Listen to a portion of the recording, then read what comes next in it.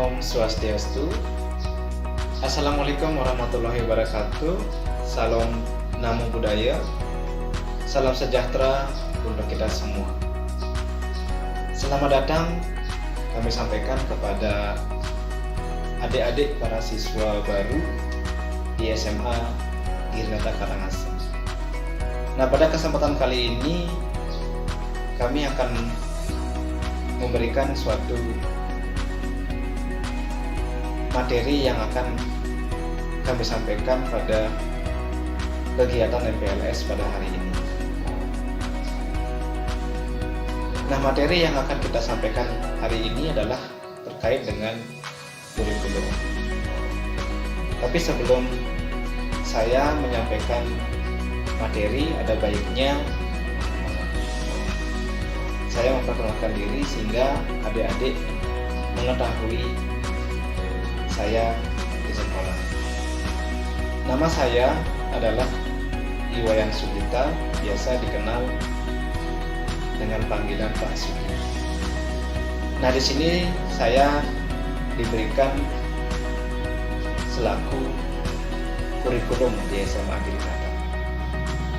Sehingga hari ini saya akan menyampaikan tentang kurikulum di SMA, sehingga adik-adik semua bisa mengetahui tugas dan kewajiban terkait dengan adik mengikuti pendidikan di SMA Girinata. Pada hari ini kita akan membahas terkait dengan kurikulum.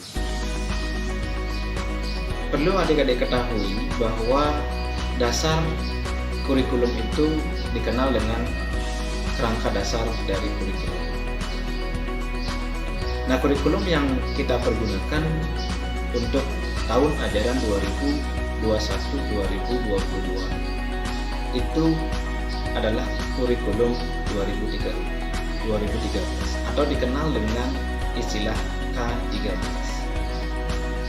Nah, kurikulum 2013 ini sudah harus dikenakan kepada sekolah-sekolah baik itu negeri maupun swasta, sehingga tahun 2021-2022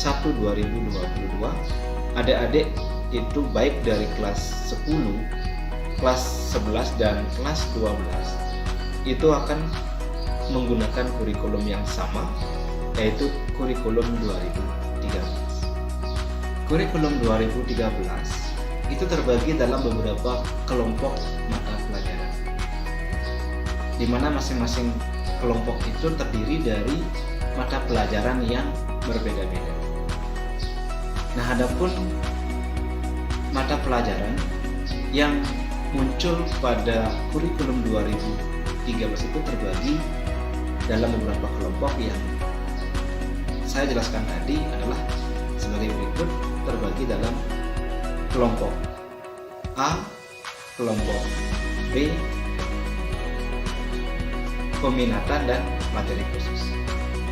Kelompok A pada materi kurikulum 2013 itu terdiri dari beberapa mata pelajaran yang umum.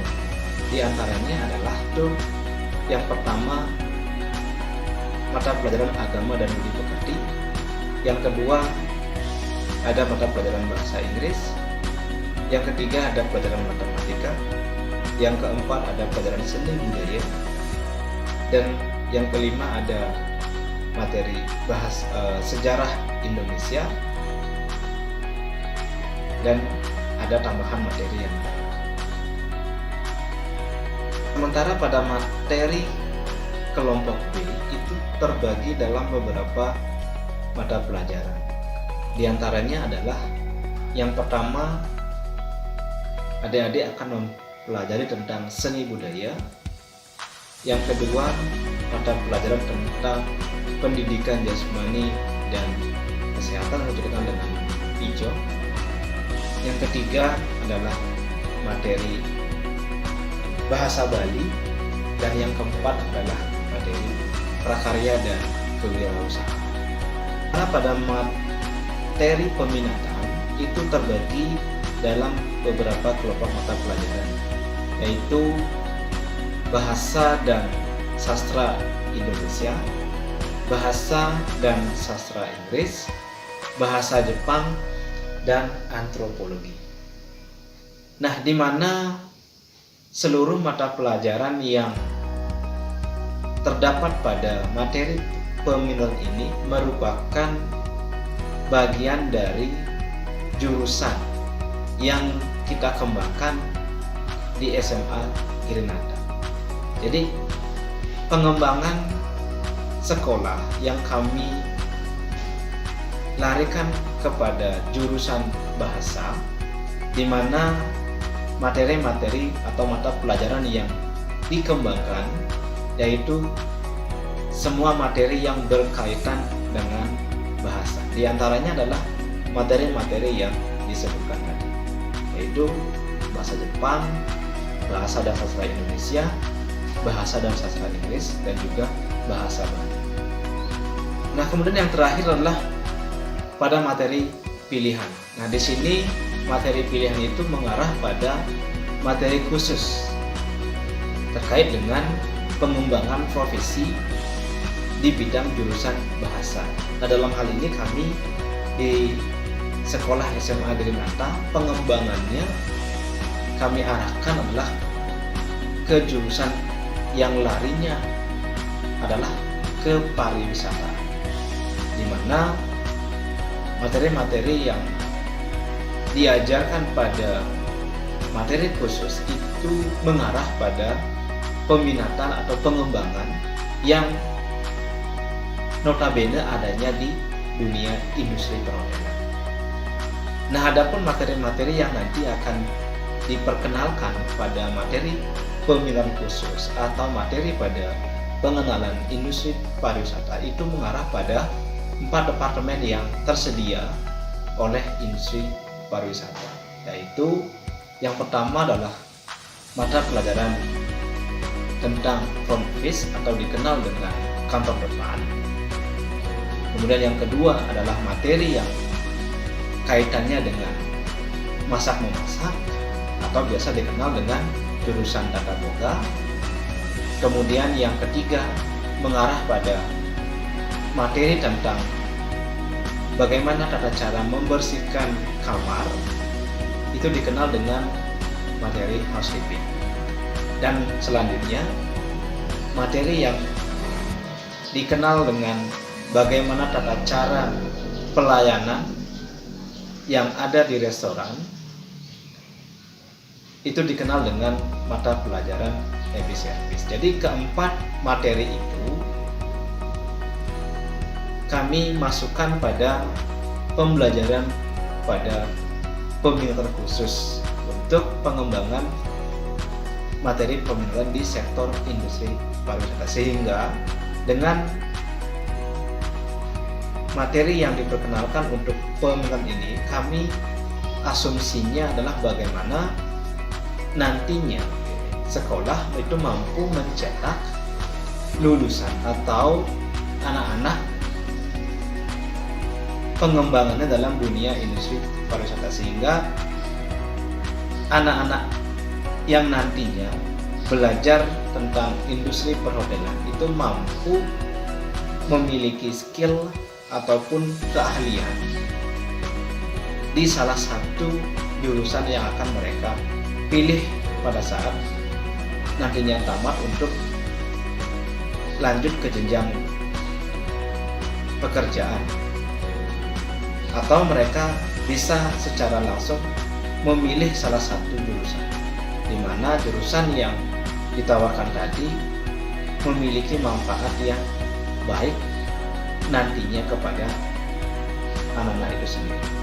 Nah, itu tadi kami sampaikan adalah terkait dengan mata pelajaran yang harus diikuti oleh adik-adik yang nantinya akan bergabung dengan sekolah kami, yaitu SMA Girinata, yang mana materi yang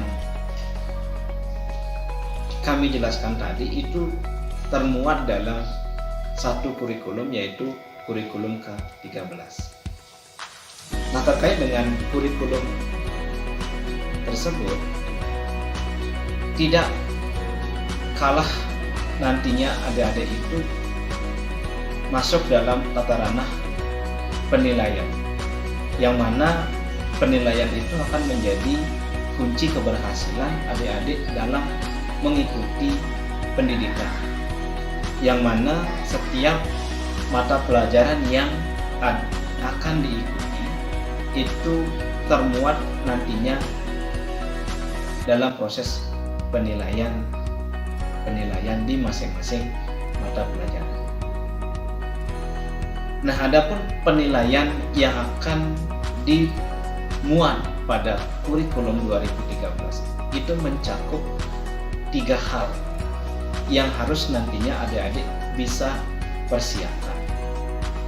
Yang pertama adalah itu penilaian sikap, di mana dalam penilaian sikap ini adik-adik itu dinilai bagaimana karakter, bagaimana tingkat kerukunan, bagaimana tingkat saling menghormati akan dinilai dalam nilai sikap ketika adik-adik itu berada di lingkungan SMA Girinata. Sehingga nilai sikap itu betul-betul akan dicari oleh masing-masing guru dalam masing-masing pelajaran yang akan adik-adik. Kemudian yang kedua itu adalah penilaian keterampilan. Penilaian keterampilan itu sangat erat dengan penilaian yang ketiga, yaitu tentang pengetahuan. Jadi pengetahuan dan penilaian merupakan kriteria dari penilaian yang akan diinput oleh di masing-masing mata pelajaran, yang akan nantinya dicari dalam bentuk beberapa proses pelaksanaannya. Nah, dalam hal ini proses penilaian pengetahuan dan keterampilan itu akan sejalan dengan proses pemberian materi pelajaran selama 1 semester. Sehingga dalam penilaian pengetahuan dan keterampilan itu akan memiliki fungsi yang sangat penting yang akan nantinya bisa dilakukan oleh dalam beberapa bentuk, apakah meliputi penugasan ataupun yang lain-lain. Sehingga 2 penilaian ini, baik itu pengetahuan dan keterampilan, itu memiliki fungsi ataupun peran yang sangat berbeda. Sehingga adik-adik itu diharapkan nanti di samping pengetahuan yang akan diukur, keterampilan juga akan menjadi tolak ukur dari pengetahuan adik-adik sendiri. Sehingga keterampilan akan menentukan mampu adik itu akan memahami setiap mata pelajaran yang akan adik pelajari. Nah, perlu adik ketahui bahwa selama adik itu mengikuti proses pembelajaran di SMA Girinata, baik itu dalam bentuk pembelajaran yang akan nantinya diadakan oleh sekolah, sehingga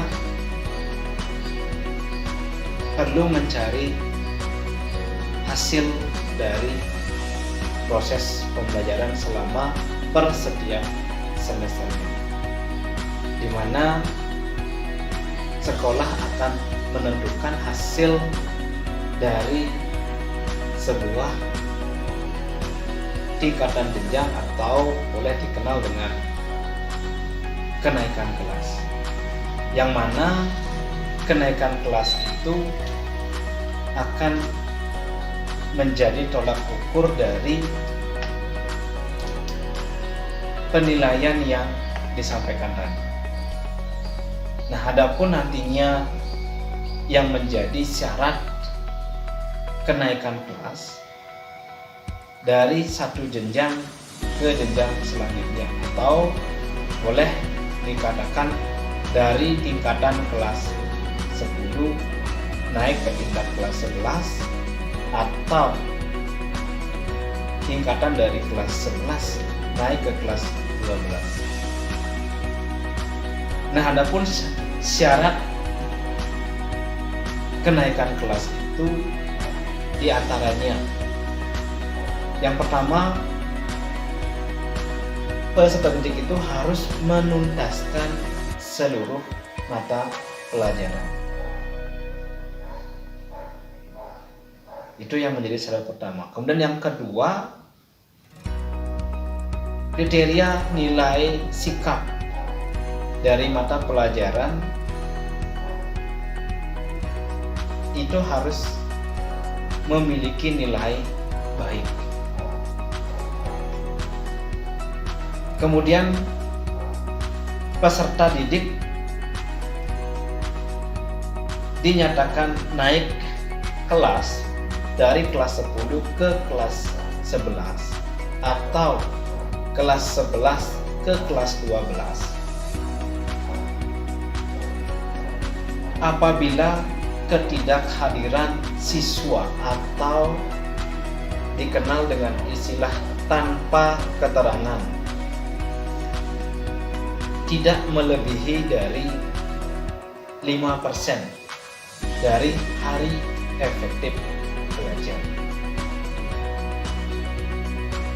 Nah, itu tadi syarat dari kenaikan kelas adik-adik dalam mengikuti proses pembelajaran, sehingga kami di kurikulum sangat mengharapkan betul kepada adik-adik dalam proses pembelajaran di kelas nanti, atau pembelajaran yang akan nantinya sekolah selenggarakan dalam bentuk daring, yang mana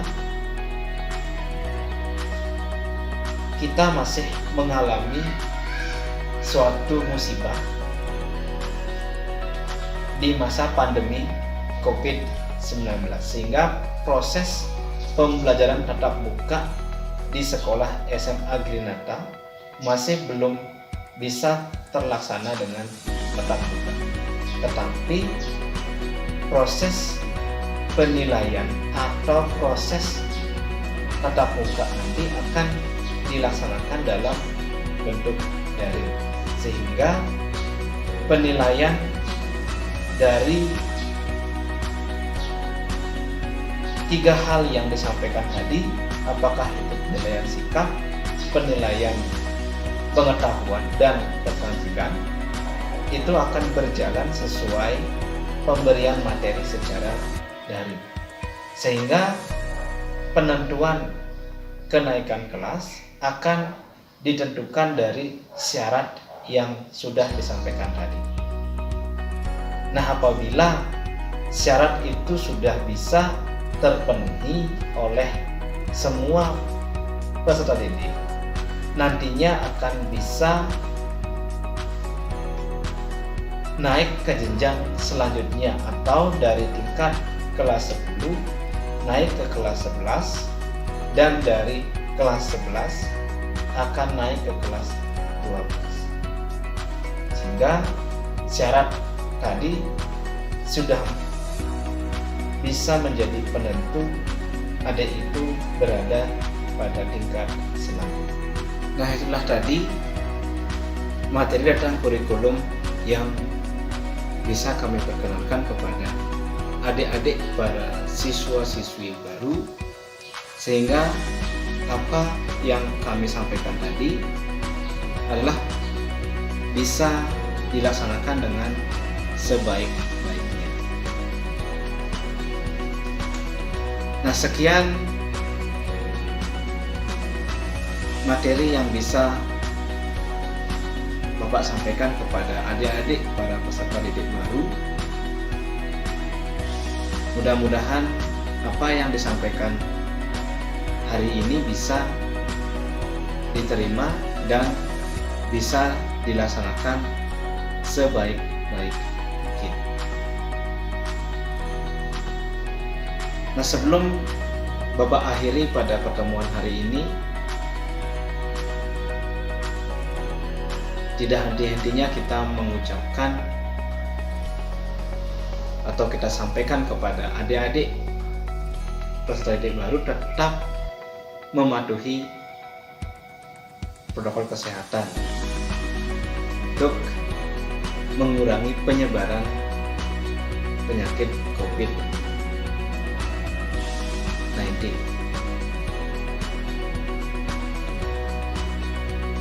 Bapak ucapkan terima kasih banyak atas perhatiannya dan Pak Sugito dengan para Masakti.